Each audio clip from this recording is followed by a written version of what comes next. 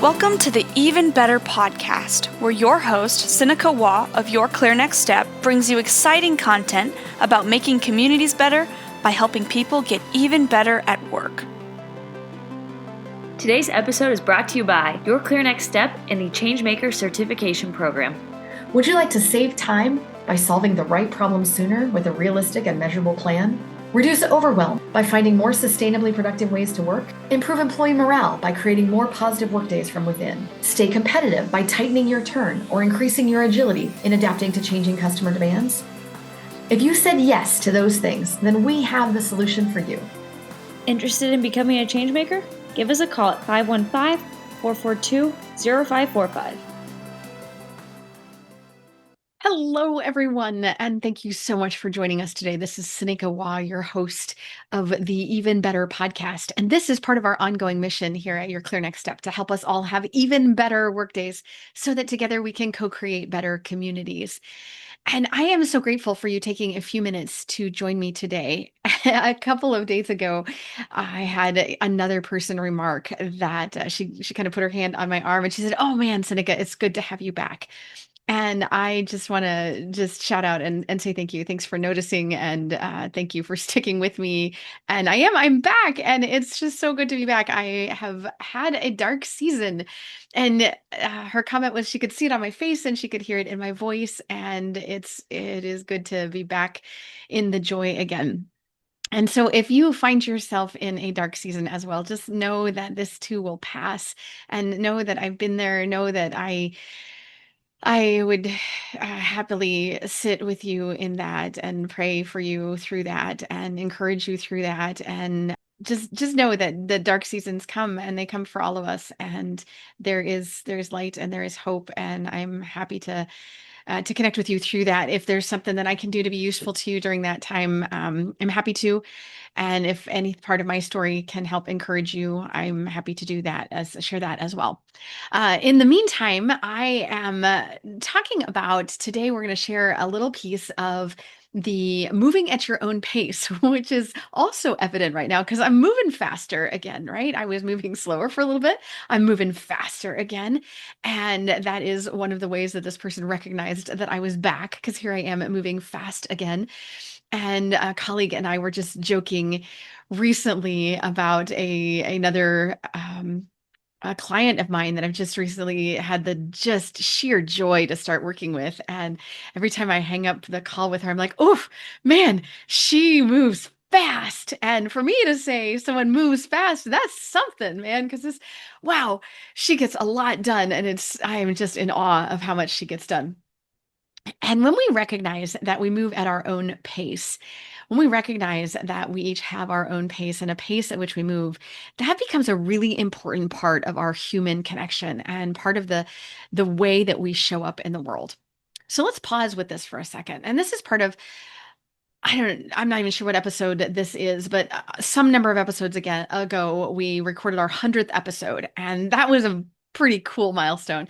But on the 100th episode, I gathered together some learnings that I'd had over the last decade or so. It's been 15 years, I guess, at that point, and now we're going on year 18 of years running Your Clear Next Step, and all these key lessons that I'd learned along the way. And this was one of the lessons that I haven't had a chance to kind of dive back in deeper. And it's about moving at our own pace. And recognizing that we do move at our own pace. And that's okay. That is normal. Each of us have our own pace. I believe us to be divinely created to move at our own pace. And that's good. And that's normal. When we get into an organizational context, whether that organizational context is a family, a church, a volunteer community, or at work, whether we're in a leadership position or an influence position, or even working on a team project, and we're asking someone else to move at our pace, this is where it becomes problematic, right? You can move at your pace, and your pace may be faster than mine, it may be slower than mine. It may be you may jump more often than I jump. You may move at a different pace than I do, and that's totally fine. When we ask someone else to move at our pace, that's when we've got to stop and make sure that if we are doing that, we are giving them the tools and the resources to do so. And even when we do that, we've got to honor the fact that they may not be able to do that. If we're asking them to communicate at our pace, maybe they can. If we're asking them to run at our pace, maybe they can't. If we're asking them to think and to process at our pace, that may not be something someone else can do. We think and process at different speeds. We Maybe we can put words together, and maybe with the help of AI and processing tools, we can do stuff at different speeds. But maybe, as we're going to unpack here, our working pace is frankly different. Maybe our communication pace can be adapted, but maybe our learning pace is different. And so let's take this apart just a little bit and figure out how we can be better humans at work or in collaborative environments as we ask others to move at a different pace. So let's talk about our working pace. So maybe you're a morning working person. You're one of those people that just gets up in the morning and you tackle those to-dos first thing in the morning. Mark Twain said, "Eat a live toad first thing in the morning. Nothing worse will happen to you all day." And maybe that's true, but maybe you're not a live toad eater. Maybe maybe you never eat live toads.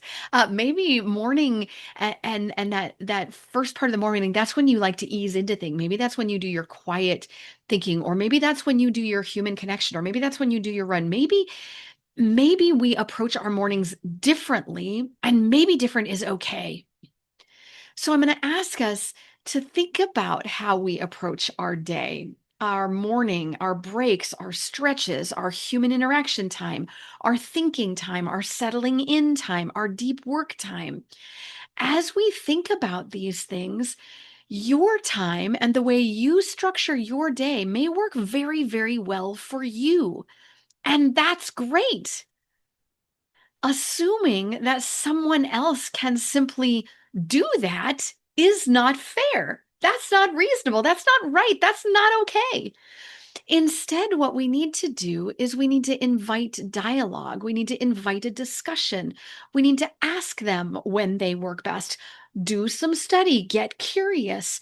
Ask someone else when they are at their most conversational. I can be a morning person if you want me to, but then it's got to start the night before. I can't also work on a slide deck at 1 a.m.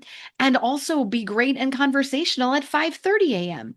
I need a little more sleep than that, especially at this point in my life.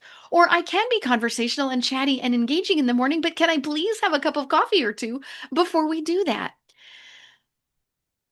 As we think about how we're going to structure that and how we're going to adjust, maybe you're the one who doesn't like mornings, and that's great, but you've got to work with someone who does like mornings.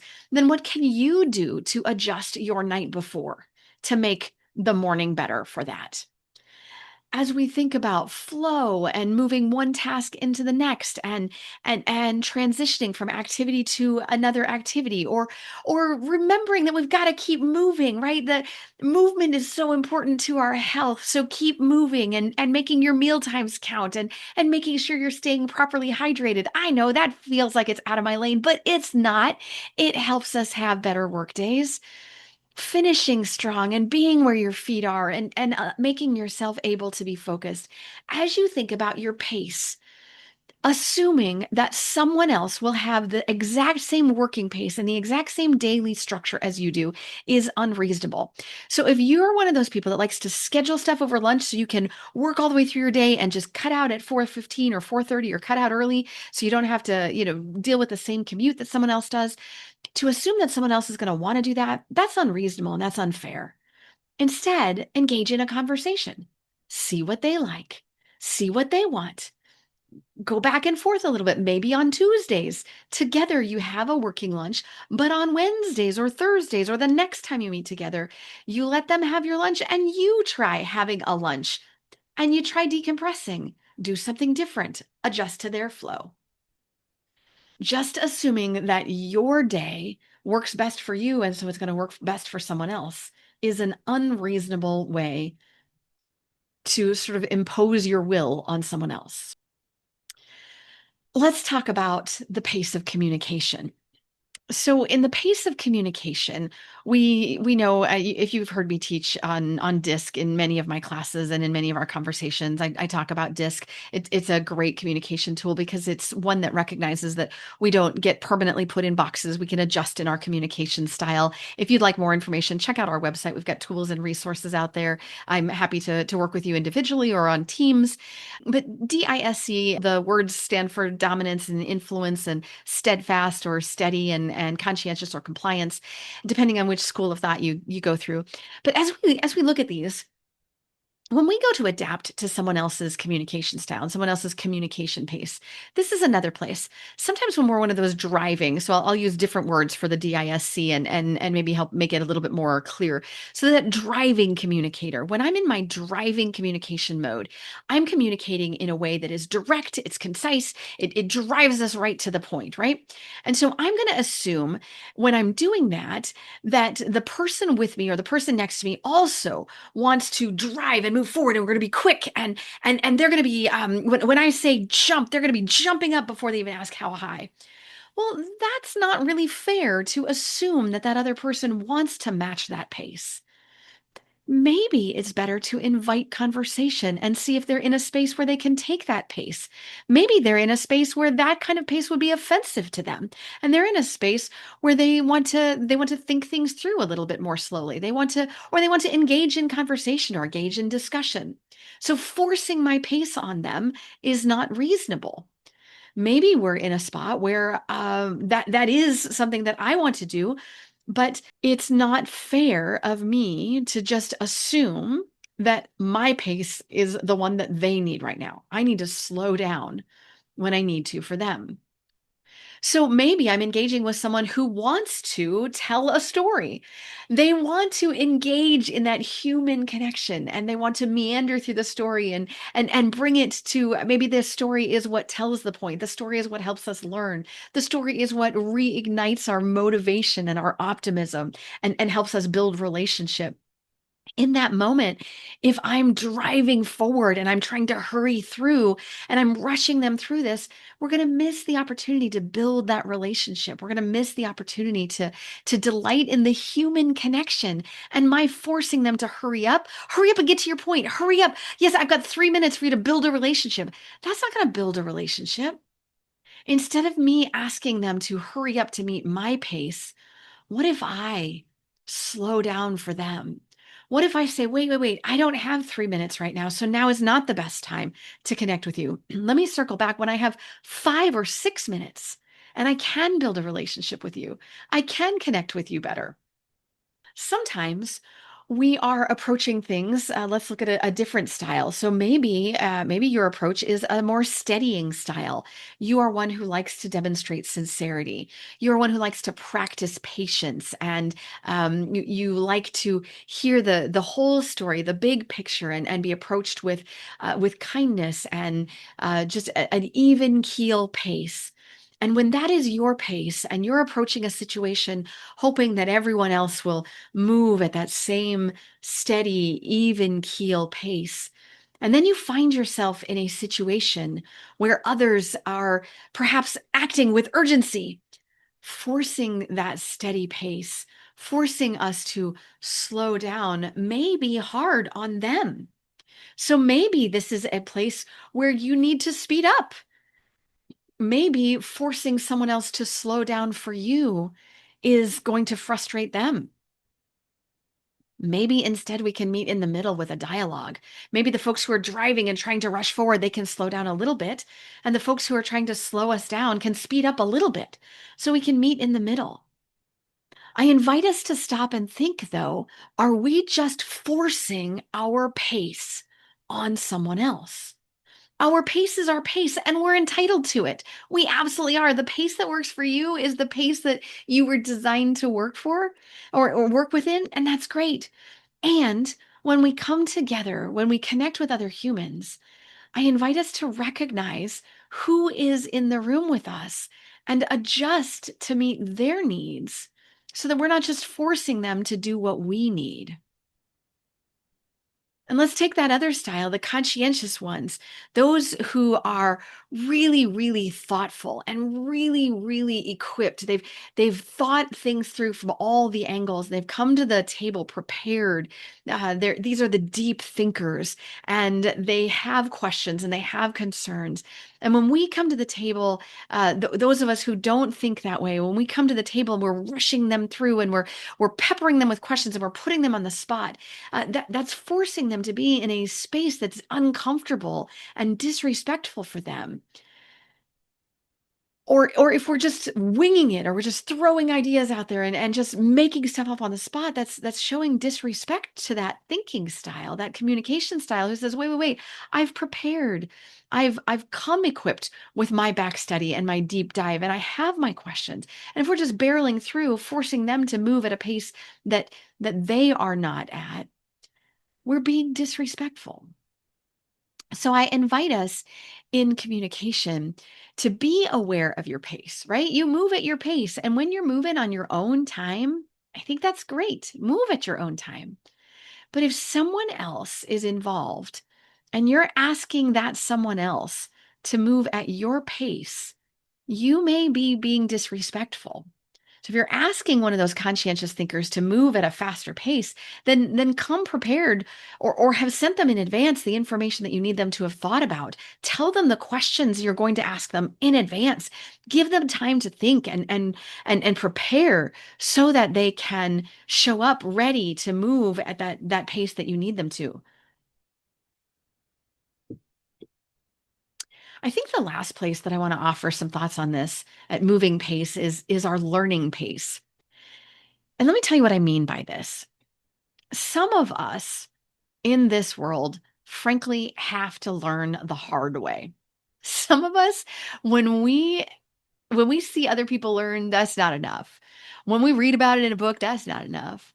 We have to experience the real raw pain. We have to feel it in our bones. We have to feel it in our marrow. We have to go, oh, now I get it. That is what that feels like.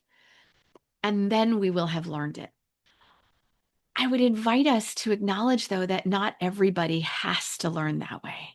And we don't have to drag other people through that pain if they don't want to. If other people want to hear our stories and say, hey, tell me what you went through, we could tell them our story so that they don't have to hear that pain. We could let them read or experience things vicariously through us, or we could let them take a class or read a book or journal or process things differently to learn so that they don't have to go through the pain that we're going through. Somewhere along the line, I think there was a meme. I'll tie this back here in a second, but there was a meme I read somewhere, and it was about this. It was one of those conversations that you have, right, where a person's having a conversation with their therapist, and the therapist says something. Now, what do we say when we have a new friend that's entered our life, and the person says, I know, it's buckle up, right? And the therapist's like, no, not that. And I think this is one of those, an example of one of those people that's like, okay, I live life hard. And so the friends in my life, I'm telling them, if you're new to my life, you just have to know that living with me means you got to just buckle up. I think there are some that live that way. And I think there are others who learn by reading, who learn by intuiting, who learn by inferring what might happen. They can do cause and effect. They can do risk management. They can get information about a set of data and say, here is the data we have. Here's the strategy we're about to approach, and inferring cause and effect, putting together some things, spaghetti thinking, waffle thinking, however you want to put it together. It looks like if we do this, this, and this down the road by 3 steps, these things might be possible outcomes. They can infer the outcomes, and they can learn that way. They can expect the pain, they can anticipate it, and then they can avoid it without even having to experience it. There are some people who learn by talking things out loud. Verbal processors, right? The audio processors, the people who, when they are having a thought, They start to have that thought, and then they say, oh, but what if we did this? And then, oh, now that I'm thinking about it, we could probably do this. And I'm saying it out loud. And so as I'm saying it out loud, I realize that this and this and this are also true. And now that I've said this, I also need to say this and this and this, which are also true. And then before you know it, they've gone on to like 15 different things that they've said out loud before anyone even gets a breath in. There are people who learn by talking things through out loud. There are others who learn in hindsight, right? Something has happened, and then we pause after the thing and we look back and we say, oh, I see it now. I see the pattern. I see the thing. Oh, I can learn from that and I can avoid that in the future. Whichever type of learning style you are, this is great, right? This is wonderful. Lean into this, learn by all means. By all means, learn. I am such an advocate for leaning into your learning. And I am going to invite us to celebrate our different learning styles. I'm going to invite us not to force others to learn exactly the same way we learn. I'm going to invite us to make sure that regardless of how others learn, that we offer tools and skills and training and resources to elevate the people around us so that we can learn in different ways. Recognize that there are different learning styles and honor them and celebrate them. Don't squash them. Don't put them down. Don't say, "Oh, you're a verbal processor. You don't get to verbal process around me because I need silence to learn." Don't say, "Oh, you're an after the fact processor. We only take pre-risk managers around here." Don't say, "Oh, I'm a puppies and sunshine thinker. I'm not taking any risk managers around here because I don't want to think about what could go wrong. I only want to look on the bright side." We don't shut people down because we only do it our way. We elevate. We elevate and we delight in and we celebrate your way, and you move at your pace, and that's great. Asking someone else to move at your pace requires that you give them the tools and the skills and the training and the resource to do that. And even if you do that, I implore all of us, let's don't shut down other ways of learning. Because as we learn, we might learn something that could help all of us. And that, my friends, could help us all have better days and build even better communities. What do you think? I'd love to hear your feedback on some of this. If you have any tips to add, any thoughts on this, please join in the conversation. There'll be posts on social media for this. Join in on the social media conversation. Give us a like, give us a listen. If you are enjoying the Even Better podcast, please tell a friend. Please share a link to this. Give us comments, give us feedback on the Even Better, wherever you listen to podcasts, wherever you're listening to this. Share it with a friend. Give us a comment, give us feedback. I would love to have you continue the conversation. Thanks so much for listening. This is your host, Sinikka Waugh. I'm so glad you're here. And on behalf of all of us here at Your Clear Next Step, I hope the rest of your day is even better.